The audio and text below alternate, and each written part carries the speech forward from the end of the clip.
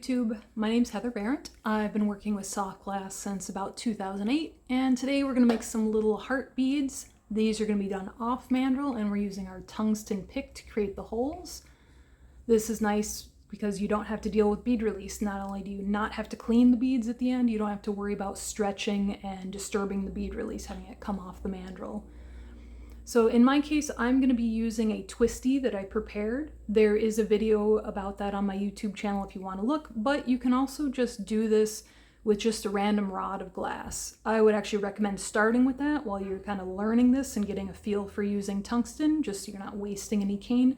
But you can do this with anything. You can do it with a rod of glass, you can do it with a Twistie, you can just kind of create a random design of a couple different colors at the end of a rod of glass.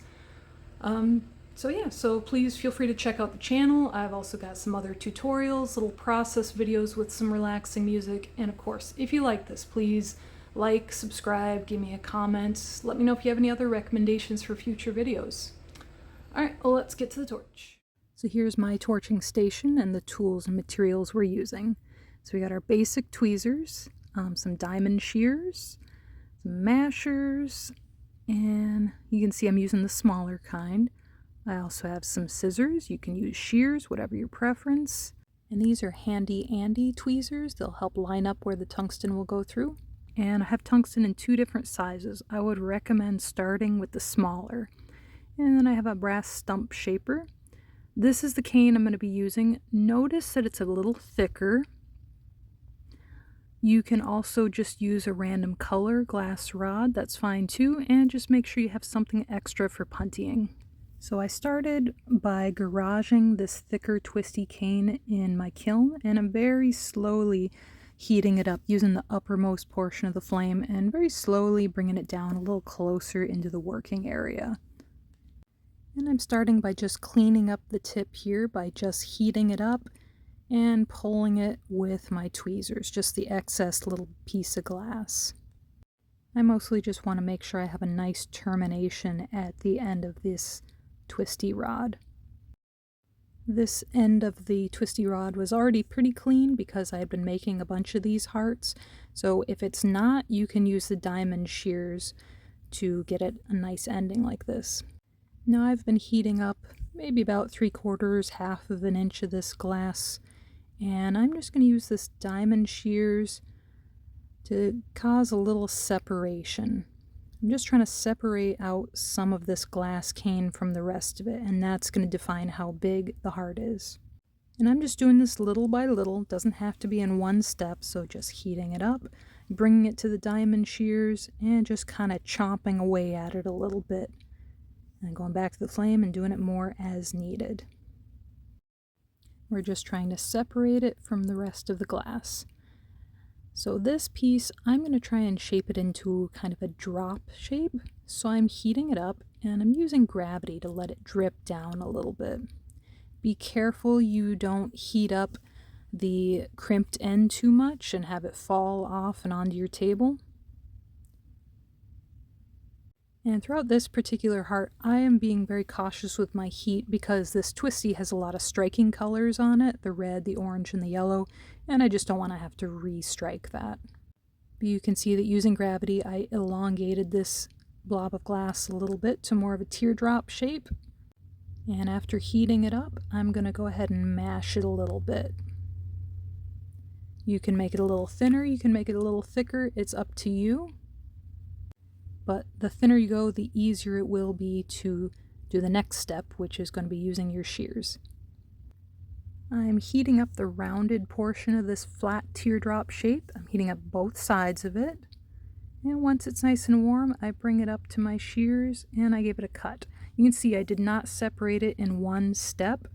I just go little by little. Each time I'm compressing it with the shears, I'm making it just a little bit thinner. So as I add heat, little by little, I can get it thinner and thinner until I actually snip it into the lobes. Now for these small projects, these are actually cheap little scissors from the cosmetics department of Walmart, the type that you use to trim your nails. I just find them good for these tiny little projects. But you could use anything. So once you've separated your lobes, it kind of almost looks like a little Pac-Man.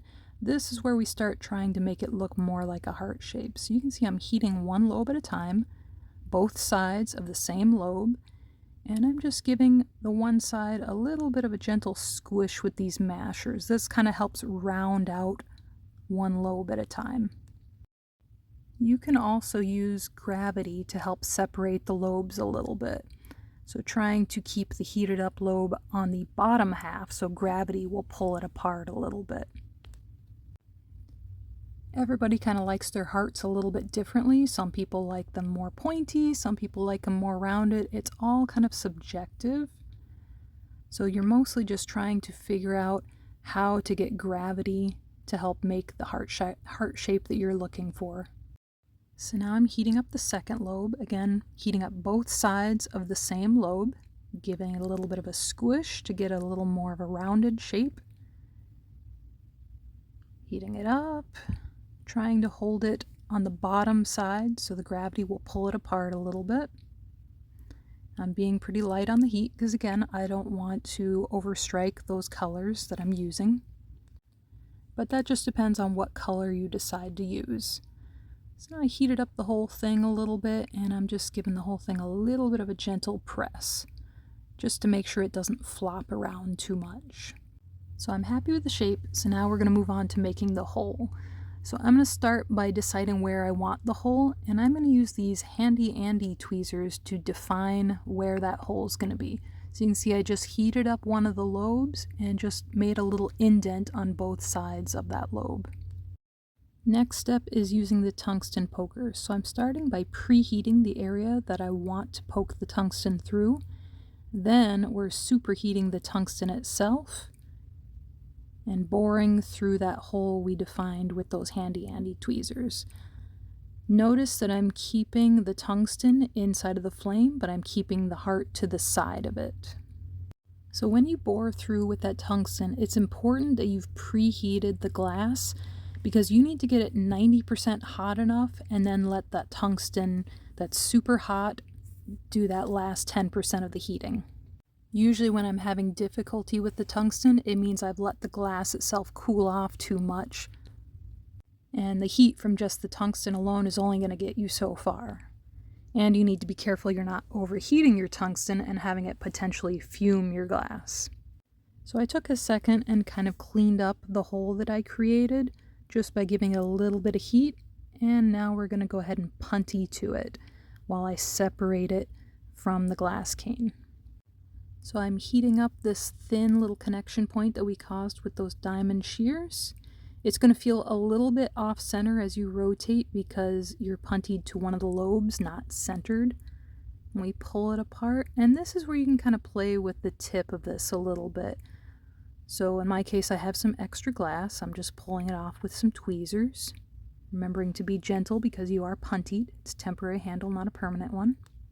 Usually pulling off that glass will help make a triangular shape at the end, but you can also use a marver to just kind of gently coax it into the squared off shape you're after. It all just depends what you're looking for in the shape of your heart. Get rid of any tool marks. There's just a tiny little ball of glass at the end of this that I want to remove.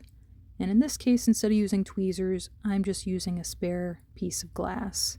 So I'm just making sure it's warm enough for the heart to stick to it, heating up the tip and pulling it out to a point. Just a little bit at a time. And just giving the whole thing just a little bit of a warm up, making sure it doesn't cool too much. And when I'm ready, I'm going to go ahead and use my tweezers and remove it from the punty. So make sure you warm up your tweezers first. You don't want a cold tool to touch your glass. Grab it with your tweezers and tap your punty handle against your torch head. And lastly, we just have this little punty mark to polish up, and we put it in the kiln. So here's a few I've made this week. I hope you guys enjoyed this, and I hope you make your own. Thanks for watching. Bye.